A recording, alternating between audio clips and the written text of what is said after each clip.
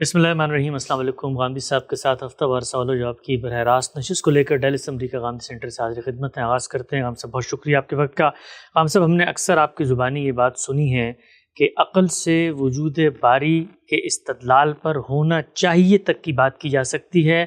क्या वो है? ये बात अक़ल के दायरे में नहीं आती, ना हतमी तौर पर कही जा सकती है। इसको बेशुमार मकामात पे आपने बयान भी किया है कि अक़ल इसका तकाज़ा करती है कि खालिक होना चाहिए है। ये ख़बर पर मौक़ूफ़ है, ये ख़बर अंबिया देते हैं, ये आपकी एक स्टेटमेंट है। इसके साथ साथ जब आप कुरान मजीद पढ़ाते हैं, मुख्तलिफ़ मौक़ों पर सवाल होते हैं, तो अल्लाह की ये बात भी आप नकल करते हैं कि क़यामत के दिन कोई किसी शख्स का ये उज़्र मसमू नहीं होगा कि मुझ तक अंबिया की ख़बर नहीं पहुँची और मैंने शिर्क कर लिया, शिर्क पर अल्लाह ताला सज़ा देंगे। जब अक़ल ये कहती है कि खालिक होना चाहिए है ना कि है, तो फिर नबी की ख़बर पहुँचे बगैर उसको मसूल कैसे ठहराया जा सकता है? क़यामत में शिर्क पे कैसे सवाल होगा? मैं चाहता हूँ ज़रा स्टेप बाय स्टेप तरतीब बताएं कि अक़ल ये कैसे तकाज़ा करती है कि होना चाहिए है, और फिर क़यामत के दिन शिर्क पर सवाल क्यों होगा? ये दो अलग अलग बातें हैं।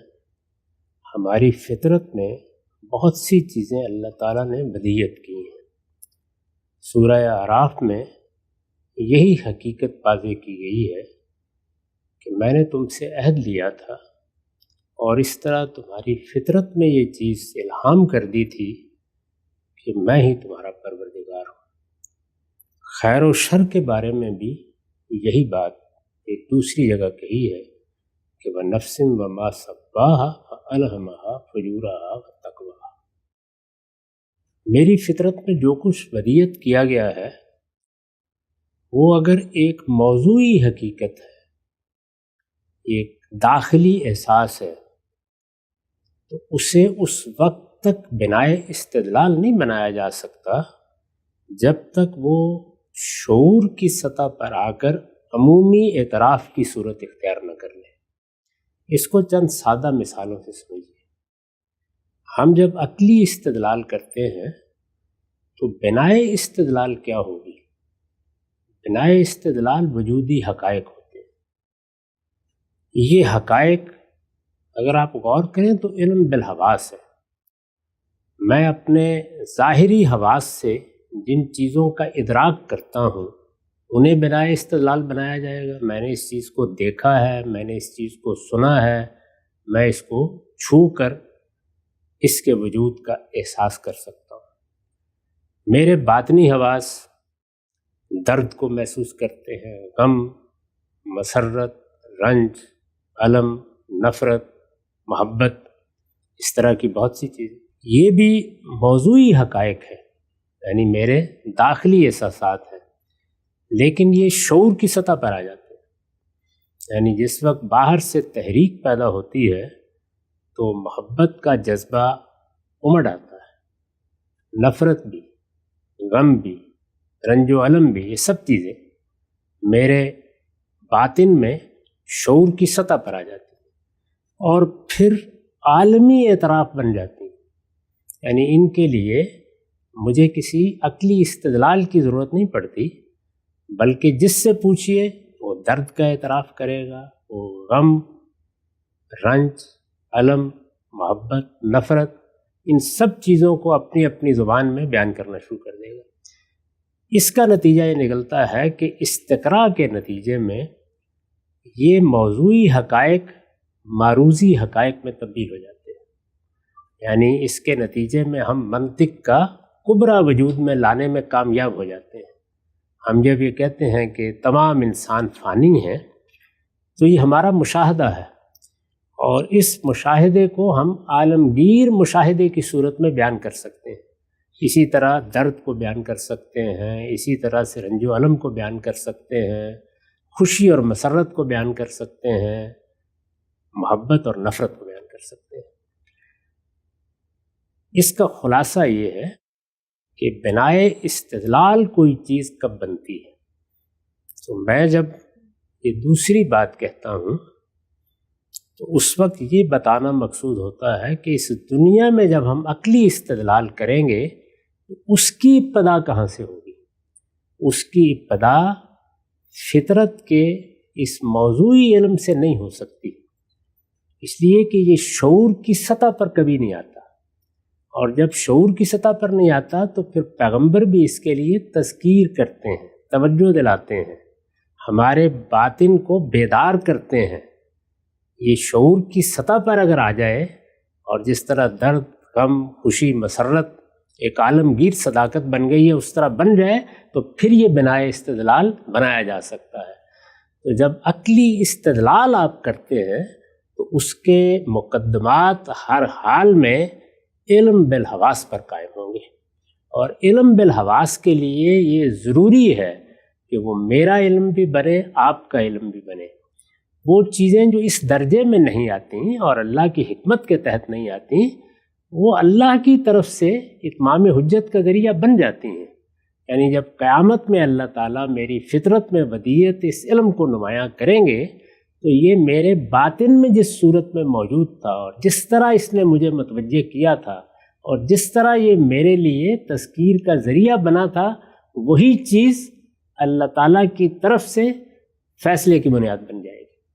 میں اس وقت بھی کوئی آزار پیش کر سکتا ہوں، لیکن میں یہ نہیں کہہ سکتا کہ اس کا مجھے علم نہیں تھا. اس کا تعلق آخرت سے ہے. اس دنیا میں جب مجھے استدلال کرنا ہے تو اس کے مقدمے ہر حال میں علم بالحواس پر قائم ہوں گے. اسی لیے میں نے یہ عرض کیا تھا کہ ہمارے لیے میرا اور آپ کا تخلیق ہونا، بنایا جانا، یہ ایک مشاہدے کی چیز، تجربے اور مشاہدے کی چیز ہے. اس کے لیے کسی عقلی استدلال کی ضرورت نہیں. یہ ایک وجودی حقیقت ہے. اس کو میں دیکھتا ہوں، آپ دیکھتے ہیں. جب کوئی شخص چاہے دیکھ سکتا ہے. ہمیں یہ معلوم ہے، یعنی یہ چیز ہمارا علم بن چکی ہے کہ وہ کیا عناصر ہیں جن میں ایک ترتیب ظہور پذیر ہوتی ہے، پھر وہ ایک قطرہ آب کی صورت اختیار کرتی ہے یا ایک بیضے کی صورت اختیار کرتی ہے، وہ کن کن مراحل سے گزرتی ہے اور پھر ارسطو افلاطون بن جاتی ہے. اس کو ہم آنکھوں سے مشاہدہ کرتے ہیں، دیکھتے ہیں. تو یہ بنائے استدلال بن سکتا ہے. یہ فرق واضح کرنے کے لیے میں نے یہ بتانے کی صحیح کی تھی کہ ہم جب دنیا کے سامنے استدلال کریں گے، اس کو عقلی استدلال کہا جاتا ہے، تو وہ کہاں سے شروع ہوگا. اس کا ہرگز یہ مطلب نہیں ہے کہ میری فطرت میں جو کچھ بدیہت کیا گیا ہے اس کی نفی ہو گئی. اس کی حجت اپنی جگہ پر قائم ہے، لیکن وہ بندے اور خدا کے درمیان قائم ہے. یہاں بندوں سے بات کرنی ہے. بندوں سے جب بات کی جائے گی تو وہ استدلال کا تقاضا کریں گے. استدلال کا تقاضا کریں گے تو استدلال اسی طرح سے ہوگا جیسے ہر علم میں ہوتا ہے، اور ہر علم میں استدلال علم بالحواس سے اپنی ابتدا کرتا ہے. اس کے بعد اب آپ کے سوال کا دوسرا حصہ ہے کہ میں نے یہ کیوں کہا کہ اس کا منتہائے کمال ہونا چاہیے. ہونا چاہیے اصل میں وجوب عقلی کا بیان ہے بیان واقعہ کو کہتے ہیں. اب میں آپ سے عرض کرتا ہوں کہ وجوب عقلی میں اور اس میں کیا فرق واقع ہو جاتے ہیں. ہم یہ کہتے ہیں کہ تمام انسان فانی ہے. ظاہر ہے کہ یہ مشاہدے کی چیز تجربے میں آ چکی ہے. اس کے بعد صغرا بیان کرتے ہیں، زید انسان ہے، یہ بھی بالکل مشاہدے کی چیز. یعنی دونوں مقدمات کسی استدلال کا تقاضا نہیں کرتے، لیکن ان دونوں کی ترتیب سے ایک چیز عقلی لحاظ سے واجب ہو جاتی ہے. یعنی ایک وجوب عقلی ہے جو اس کے بعد نتیجہ بن کے سامنے آ جاتا ہے. وہ کیا چیز ہے؟ وہ یہ ہے کہ زید فانی ہے. لیکن زید فانی ہے، واقعہ نہیں بنا. جب تک کہ زید کے فانی ہونے کو، زید کے فانی ہونے کو میں آپ دیکھ نہیں لیں گے. بڑی اہم مثال ہے. وہ واقعہ نہیں بنا ابھی. تو وجوب عقلی کو آپ ہے میں تعبیر کر دیں، آپ ہونا چاہیے بیان کر دیں. دونوں میں کوئی فرق واقع نہیں ہوگا. یہ کیوں نہیں کہہ سکتا ہوں واقعہ نہیں بنا؟ کوئی شخص سے کہے کہ اس کا فانی نہ ہونا واقعہ نہیں بنا، جب تک آپ کوئی اس کو لے کر نہیں آتے کہ فانی نہیں ہوا تب تک ہم اس کو مانتے ہیں کہ یہ دو وجوب عقلی سے یہ نتیجہ نکلے گا. نتیجہ تو نکل آیا نا. یعنی زید کو بھی فانی ہونا چاہیے، زید بھی فانی ہے ایسے ہی کہہ دیں، لیکن زید فانی ہے یہ واقعہ نہیں بنا. تو واقعے کا اور وجوب عقلی کا فرق بیان کرنے کے لیے جب عام لوگوں کو آپ سمجھانا چاہیں گے تو اسی طرح سمجھائیں گے کہ ہمارے عقلی استدلال کا آخری مقام کیا ہے؟ ہونا چاہیے. ہونا چاہیے، یہ لازماً ہونا چاہیے، یہ وجوب عقلی کا بیان ہے۔ اس کو اس طرح بھی بیان کر سکتے ہیں کہ ہے زید فانی ہے، لیکن یہ بیان واقعہ نہیں ہوا، تو آپ ہے کہیں یا ہونا چاہیے کہیں، نتیجے میں کوئی فرق واقع نہیں ہوگا۔ اگر یہ بات ابھی بھی سمجھ میں نہیں آئی تو میں آپ کے سامنے ایک اور منطقی مقدمہ رکھ دیتا ہوں۔ تمام انسان ماں اور باپ دونوں کے ملاپ سے پیدا ہوتے ہیں۔ یہ کیا ہے؟ یہ ظاہر ہے کہ کبرا ہے، یعنی یہ وہ مشاہدہ ہے جو استقراء کے نتیجے میں ہو گیا ہے۔ اس کو جب بیان کیا جائے گا ہر شخص مانے گا، یہ ایک عالمگیر صداقت ہے۔ اب ذرا سغرا سنیے، مسیح انسان تھے، نتیجہ نکالیے، مسیح کو بھی ماں باپ سے پیدا ہونا چاہیے، یہ وجوب عقلی یہاں بھی ہے، واقعہ نہیں بنا، کیونکہ نہیں ہوا، ایسا نہیں ہوا، جانتے ہیں کہ نہیں ہوا۔ تو یہ فرق سمجھانے کے لیے میں نے عرض کیا تھا کہ جو چیز عقل واجب کرتی ہے اس کو عام آدمی اسی طرح سمجھے گا کہ اسے کہا جائے کہ تمہیں عقلی استدلال ہونا چاہیے تک پہنچاتا ہے۔ ہم جب دیکھتے ہیں کہ دھواں اٹھ رہا ہے تو ہم عقلی استدلال کرتے ہیں اور یہ کہہ سکتے ہیں کہ وہاں آگ جل رہی ہے، لیکن صحیح علمی طریقہ یہ ہوگا کہ ہم یہ کہیں کہ وہاں آگ ہونی چاہیے، لازماً ہونی چاہیے۔ اگر دھواں اٹھ رہا ہے تو یہ ہونی چاہیے یا ہونا چاہیے اصل میں وجوب عقلی کو عام لوگوں کے سامنے بیان کرنے کا اسلوب ہے میں بیان کر دیں یا ہونا چاہیے میں، یہ بہرحال وجوب عقلی ہے، بیان واقعہ نہیں ہو سکتا۔ تو میں نے یہ فرق واضح کرنے کی کوشش کی ہے کہ عقلی استدلال ہمیں یہاں تک پہنچائے گا، اس کو واقعے میں تبدیل کرنے کے لیے خبر چاہیے۔ یعنی کوئی آدمی اب جائے اور جا کر دیکھے کہ کیا جہاں سے دھواں اٹھ رہا ہے وہاں فی الواقع آگ جل رہی ہے، اس کو دیکھ لے گا، جب دیکھ لے گا تو پھر وہ کہے گا کہ ہاں آگ جل رہی ہے اور اس سے دھواں اٹھ رہا ہے۔ اسی طرح کوئی آدمی اس جگہ سے آ گیا اور اس نے آ کے خبر دے دی، یعنی یا وہ میرا تجربہ اور مشاہدہ بنے گا اور یا کسی خبر دینے والے کے تجربے اور مشاہدے کی بنیاد پر میں اس کو واقعے میں تبدیل کروں گا۔ تو اللہ تعالیٰ کی ذات کے بارے میں یہ بات کہ فی الواقع وہ ہے، وہ علیم و حکیم ہستی ہے جس نے ہمیں بنایا ہے، یہ پیغمبروں کی خبر کے نتیجے میں واقعہ بنتا ہے۔ اس لیے پہلے دن سے پیغمبروں کو یہ خبر دے دی گئی، پہلے دن سے دے دی گئی تھی، کیونکہ اس کے بغیر یہ بیان واقعہ نہیں بن سکتی، وجوب عقلی رہے گی۔ وجوب عقلی اصل میں ہے ہی ہوتا ہے، یعنی ہونا چاہیے، اس کو ہر حال میں ہونا چاہیے، لازماً ہونا چاہیے۔ اسی کو بعض اوقات علم کی زبان میں ہے سے تعبیر کر دیا جاتا ہے، جیسے میں نے مثال دی کہ ہم نے دونوں مقدمات کی ترتیب میں یہی کیا، زید فانی ہے، کوئی غلطی نہیں اس میں کہہ دیں، لیکن یہ واقعے کا بیان نہیں ہے۔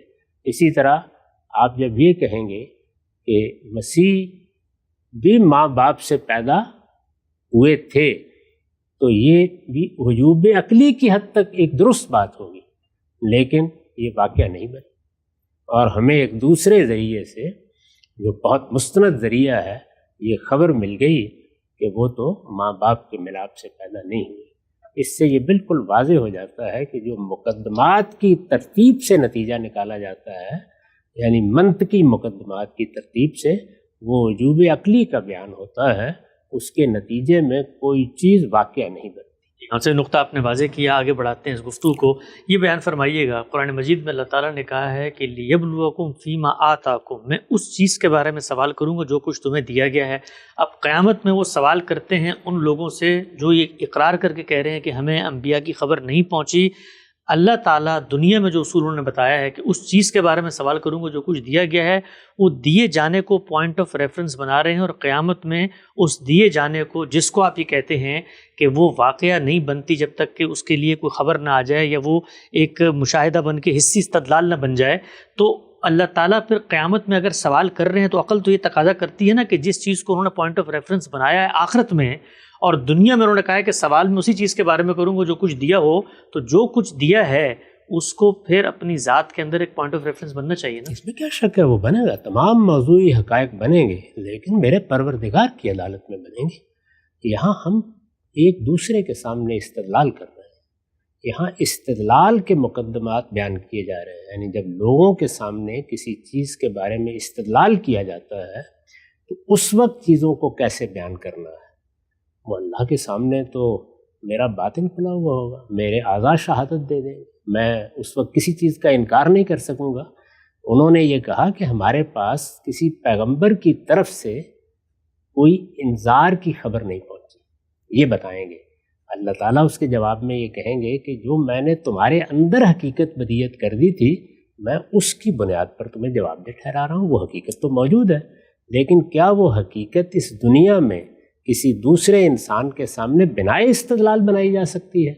میں نے یہ عرض کیا کہ یہ دو بالکل الگ الگ باتیں ہیں. ایک چیز کا موجود ہونا اور اس کا میرے پروردگار کے علم میں ہونا، اور میرے اوپر میرے باطن میں اس کی حجت پوری ہو جانا، اس کی بنیاد پر میرا جواب دہ ہو جانا.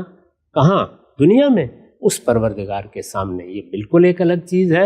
اور کسی چیز کو بنائے استدلال بنا کے دوسروں کو قائل کر دینا کہ یہ ہے، یہ بالکل الگ چیز ہے. یہ دو الگ الگ باتیں ہیں جن کو بیان کیا گیا. اچھا غام صاحب، اگر کوئی شخص یہ کہے کہ دنیا میں کسی دوسرے سے استدلال نہیں کر رہا، میں اپنے عقلی مقدمات صغرا کبرا ملا کر یہ دعویٰ کرتا ہوں کہ خدا ہے، تو اس شخص کے اس دعوے کو، جو کہ اس کی ذات کی حد تک ہے، وہ دوسروں سے نہیں منوا رہا، اس کے اس دعوے کو عقلی دعویٰ مانا جائے گا؟ کیونکہ عقل اگر ایک چیز میرے لیے کسی چیز کو لازم کرتی ہے تو پھر یہ سوال پیدا ہوتا ہے نا کہ میں دوسرے لوگوں کو دعوت دوں گا کہ تم بھی انفرادی سطح پر اپنے اسی عقلی مقدمے کی تحلیل کرو، اور اس سے تم بھی اس حقیقت کو پالو گے. چونکہ اللہ تو قیامت میں کہہ رہا ہے کہ تمہیں میں نے ودیت کیا تھا، مسئول ٹھہرایا تھا، اس لیے کہ تمہیں اس کا شعور تھا. اسی لیے میں نے عرض کیا کہ ایسی جتنی چیزیں ہیں، یعنی موضوعی حقائق جو شعور کی سطح پر آ کر استقراء کے نتیجے میں مقدمہ نہیں بن سکتے، عقلی استدلال کا مقدمہ نہیں بن سکتے، ان کی تذکیر کی جاتی ہے، یاد دہانی کرائی جاتی ہے، ان کو بیدار کیا جاتا ہے. پیغمبر بھی یہی کرتے ہیں. پیغمبروں نے ان چیزوں کی یاد دہانی کرائی ہے. اسی لیے قرآن مجید اپنے آپ کو ذکر اور ذکرہ کہتا ہے. یہاں عقلی استدلال کے مقدمات قائم کر کے حجت نہیں تمام کی جاتی، انسان کو اس کے باطن کی طرف متوجہ کیا جاتا ہے. یہ دونوں طریقے بالکل درست طریقے ہیں. اسی وجہ سے پیغمبر صرف منطقی استدلال کے مقدمات قائم نہیں کرتے، وہ نفس انسانی کو بیدار کرتے ہیں، وہ اس کو غفلت سے جگاتے ہیں، وہ اس کے باطن کی طرف اسے متوجہ کرتے ہیں. وہ یہ کہتے ہیں کہ تم تذکر سے کام لو، تعقل سے کام لو، غور و فکر کرو. یہ اسی لیے کہا جاتا ہے کہ انسان اپنے باطن میں جھانکے اور ان حقائق کو دریافت کرے جس کو وہ خود ہی جان سکتا ہے. تو انسان پر خود اس کے باطن میں بہت سی چیزوں کی حجت قائم ہے، اور وہ اس کے پروردگار کے سامنے سب کچھ نمایاں ہے. تو وہاں کا مواخذہ زیر بحث ہے. وہ تو ہوگا، اس لیے ہوگا کہ وہ چیز موجود ہے، لیکن کیا اس چیز کو میں یہاں کسی فلسفی کے سامنے، کسی حکیم کے سامنے، کسی معاند کے سامنے، کسی باحث کے سامنے بنا استدلال بنا سکتا ہوں؟ بنا استدلال تو عقلی طریقے ہی سے بنایا جا سکتا ہے. اور جب بنا استدلال بنایا جائے گا تو اس کی ابتدا کہاں سے ہوگی؟ اس کی ابتدا وجودی حقائق سے ہوگی، اور وہ معروضی ہونے چاہیے. یعنی ان کو میں بھی مانتا ہوں، ان کو آپ بھی مانتے ہوں، اس کے بعد وہ بنا استدلال بنتے ہیں. میں آپ کو توجہ دلاؤں اور آپ اطمینان کے ساتھ یہ کہہ دیں کہ میں تو ایسی کوئی چیز محسوس نہیں کرتا، تو اب میں آگے بات کیسے کروں گا؟ اس لیے دو باتوں کو بالکل الگ الگ رکھنا چاہیے. یعنی کسی چیز کا فطرت میں ہونا یہ بالکل ایک الگ چیز ہے. دوسری چیز کو دیکھیے، یعنی یہ ہمارا جو خیر و شر کا شعور ہے وہ بھی فطرت میں ودیت کیا گیا ہے، لیکن وہ انسان کے شعور کی سطح پر آتا ہے اور عالمگیر صداقت بن جاتا ہے. یعنی ساری دنیا مان لیتی ہے کہ سچ ایک اچھی چیز ہے، دیانت ایک اچھی چیز ہے. خیر و شر کا یہ شعور عالمگیر صداقت بن کے استدلال کی بنیاد بن جاتا ہے. اس پر ہم دنیا کا نظم قائم کرنا چاہتے ہیں تو کوئی شخص انکار نہیں کرتا، خواہ وہ خدا کو مانتا ہو یا نہ مانتا ہو. یعنی یہ وہ چیز ہے جس کی بنا ایسی محکم ہے اور اس طرح استقراء کے نتیجے میں مقدمہ بن جاتی ہے کہ اس وقت سارے ادارے اسی اصول پر قائم ہیں اور انسان اسی پر ایک دوسرے سے مکالمہ کرتے، ایک دوسرے کا محاسبہ کرتے اور عدالتی نظام بناتے ہیں. یہ سب اسی پر بنا ہوا ہے، اس لیے کہ وہ شعور کی سطح پر آ جاتا ہے. یعنی جب تحریک دی جاتی ہے یا تذکیر کی جاتی ہے تو یہ نہیں کہ وہ کہیں خفتہ رہتا ہے، وہ شعور کی سطح پہ آ جاتا ہے اور عالمگیر صداقت بن کر استقراء کے نتیجے میں کبرا وجود میں لے آتا ہے۔ جب یہ ہو جاتا ہے تو اس کے بعد آپ استدلال کر سکتے ہیں۔ عقلی استدلال اس کو کہتے ہیں۔ عقلی استدلال میں جو نتیجہ نکلتا ہے وہ نتیجہ ہے میں بیان کیجئے یا ہونا چاہیے میں بیان کیجئے، ایک ہی بات ہے، وہ واقعہ نہیں بن جاتا، یعنی عقلی لحاظ سے اس کو نہیں کہا جا سکتا کہ اب یہ واقعہ بن گیا ہے۔ واقعہ وہ اسی وقت بنے گا جب وہ میرے لیے علم بالحواس کے درجے تک آ جائے گا، اور اس کے دو ہی طریقے ہیں، یا وہ کسی شخص کے ہاں آئے گا اور وہ اس کی خبر مجھ تک پہنچا دے گا اور میں خبر کی تحقیق کر کے تنقیح کر کے رد و قبول کا فیصلہ کروں گا، اور یا وہ براہ راست میرے مشاہدے میں آ جائے گا، اس کے سوا اور کوئی طریقہ نہیں۔ تو ہم سے واضح ہوا۔ آخری سوال آج کی نشست کا، یہ بیان فرمائیے گا اگر قیامت کے دن اللہ تعالیٰ اس علم کی بنیاد پر جو میری فطرت میں ودیت کیا گیا ہے مجھے جواب دہ ٹھہرائے گا، اور دوسری طرف پورے کے پورے انبیاء کے سلاسل، شریعتیں، کتابیں، ان میں سنتیں، احکامات، یہ سب کچھ بھی جاری کیا ہے، ان کو پہنچنے کے بعد بھی اگر کوئی انحراف کرتا ہے اس سے بھی سوال ہوگا۔ اگر سوال دونوں سے ہی ہونا ہے تو پھر اس دوسری زحمت کی کیا ضرورت تھی؟ وہ پہلے کا جو علم تھا اسی کی بنیاد پہ مصول ٹھہرایا تھا مجھے۔ اللہ تعالیٰ نے تو پہلے دن سے دونوں کا اہتمام کر دیا۔ آدم و حوا کی فطرت میں یہ چیز ودیت بھی کر دی اور ان کو نبوت سے سرفراز بھی کر دیا۔ اللہ تعالیٰ نے تو اہتمام کر دیا۔ اب چونکہ دنیا آگے بڑھ رہی ہے، مختلف جگہوں پر لوگ چلے گئے، ایسا بھی ہوا کہ ایک بڑا زمانہ فترت آ گیا جس میں تذکیر نہیں کی گئی دوبارہ، اس میں یہ امکان پیدا ہو جاتا ہے کہ کسی انسان کے سامنے پیغمبروں کی یہ ہدایت نہ آئے، اس میں جو اسے دیا گیا ہے اسی کی بنیاد پر سوال ہوگا۔ یعنی یہ استثناء دنیا کے حالات کی بنیاد پر وجود میں آتا ہے، اور یہ پیغمبروں کی ہدایت کے معاملے میں بھی ہر جگہ ماننا ہوگا۔ یعنی کسی شخص کا علم کتنا تھا، کس درجے میں اس تک پہنچا، اس کے اپنے شعور کی صورتحال کیا تھی، اس کو کیا حالات میسر آئے۔ ہمارے دین نے یہ بتایا ہے کہ جب سزا دینا ہوتی ہے تو جرم کی نوعیت اور مجرم کے حالات میں سے ایک ایک چیز کو دیکھا جاتا ہے۔ تو وہ لوگ جن کے بارے میں یہ فرض کر لیں کہ کسی پیغمبر کی ہدایت نہیں پہنچی، ان کے لیے وہی اللہ کا علم ہے جو ان کی فطرت میں ہے۔ وہ ظاہر ہے کہ ایک اجمالی علم ہے، اس اجمالی علم کے جتنے تقاضے ہیں وہ اللہ تعالیٰ سامنے رکھ دے گا اور ان کی بنیاد پر بات کرے گا۔ یہ بھی ہم اس لیے حتمی طور پر کہنے کی پوزیشن میں آ گئے ہیں کہ اس کو خود اس پروردگار نے بیان کر دیا، ورنہ شاید عقلی استدلال سے ہم اس کو بیان بھی نہ کر سکتے۔ اچھا، ہم سب یہ اللہ تعالیٰ کی شان عدل جو ہے اس کے خلاف نہیں۔ ہم ایک سادہ مثال لیتے ہیں، ایک بچے کو آپ نے اسکول میں داخل کرایا، اس کو سلیبس دیا، اس کو ٹیچر دیا، اس نے پورا سال تیاری کی، اور پھر اس کا امتحان ہوتا ہے تو سمجھ میں آتی ہے بات، اس سے سوال و جواب ہوگا۔ ایک بچہ جو اسکول میں کبھی گیا ہی نہیں، اس کو خبر ہی نہیں پہنچی، نہ اس نے سلیبس پڑھا، نہ کوئی ٹیچر ملا، اس سے بھی وہی سوال ہو رہا ہے جو اس بچے سے ہو رہا ہے۔ تو انصاف کا تقاضا تو یہ تھا نا کہ چلو اس سے تھوڑا سا کم سوال ہوتا، شرک نہ کرنے کا سوال اس سے بھی، شرک نہ کرنے کا سوال اس سے بھی۔ دیکھیے، جس سے جو سوالات ہو رہے ہیں وہ پورے نصاب کے بارے میں ہو رہے ہیں، نماز پڑھی ہے یا نہیں پڑھی، روزہ رکھا ہے یا نہیں رکھا، پیغمبروں کی تعلیم کے بارے میں کیا رائے قائم کی، اللہ کی کتاب آئی تو اس کو کیا حیثیت دی، اس پر تدبر کیا ہے یا نہیں کیا ہے۔ اسی طرح سے تطہیر بدن کے احکام ہیں، تطہیر خور و نوش کے احکام ہیں، ان کی تفصیلات ہیں، جزیات ہیں۔ تطہیر اخلاق کے باب میں قانون سازی کر دی گئی ہے، متعین قوانین ہیں جو شریعت کی حیثیت سے دیے گئے ہیں، ان سب کے بارے میں پوچھا جائے گا۔ تو اس کا پرچہ یہ ہے۔ اس کے ہاں سادہ حقائق ہیں اتنے ہی جتنے ایک انسان اپنے فطری ذوق سے سمجھ سکتا ہے۔ میں دیہات پہ جاتا ہوں اور مجھے کسی منصب کے لیے لوگ چاہیے، تو وہاں میں دیکھتا ہوں کہ ایک ایسا شخص ہے جس کے اندر بڑی حکمت ہے، جو بات کو بہت سمجھتا ہے، تاہم وہ کبھی اسکول نہیں گیا، اس نے کبھی کچھ پڑھا لکھا نہیں ہے۔ میرے پاس جو ذمہ داری ہے اس کو وہ ادا کر سکتا ہے تو میں اس کو فائز کر دیتا ہوں۔ اور اگر ایسا معاملہ ہے کہ جہاں علم چاہیے، پڑھنے لکھنے کی صلاحیت چاہیے، خاص نصاب سے گزرنا ضروری ہو، تو وہاں کسی دوسرے آدمی کا میں تقرر کروں گا۔ تو جو چیز اللہ پوچھنے والے ہیں وہ اس کے مطابق پوچھیں گے، اور جس کو پیغمبروں کی ہدایت پہنچی ہے اس کے مطابق پوچھیں گے۔ یہ تو آج بھی فرق کیا جائے گا، پیغمبروں کی ہدایت ہم کو پہنچ گئی ہے، لیکن ذرا اپنی قوم اور اس مسلمان امت پر نگاہ ڈال کے دیکھیے، کیا سب لوگوں کو ایک درجے میں پہنچی ہے اور سب لوگوں کو یکساں مواقع میسر ہوئے ہیں؟ ایسا نہیں ہے۔ جب نہیں ہے تو وہی بات ٹھیک ہے جس کا آپ نے خود حوالہ دیا کہ لیبلوکم فیما آتاکم، جو میں نے دیا ہے میں اسی میں تمہیں آزماؤں گا اور اسی کے نتائج تمہیں وہاں بھگتنا ہوں گے، جس کو جو ملا ہے۔ چنانچہ اسی کا منتہائے کمال یہ ہے کہ جب اللہ کے پیغمبر کسی قوم میں آ جاتے ہیں اور اس پر حجت تمام کر دیتے ہیں تو ہر عذر ختم ہو جاتا ہے، پھر عذاب کی ابتدا یہاں سے ہو جاتی ہے۔ واضح ہوا غام صاحب، عقل انسانی وجود باری پر انسان کو صرف ہونا چاہیے تک لے جا سکتی ہے یہ واقعہ پیغمبروں کی خبر پر موقوف ہے۔ اس گفتگو پر مزید کچھ توضیحی ضمنی اطلاقی پہلو ہوں گے، انشاءاللہ انہیں زیر بحث لائیں گے۔ وقت یہاں پہ ختم ہوتا ہے، دوبارہ حاضر خدمت ہوں گے، اب تک آپ کے بہت شکریہ۔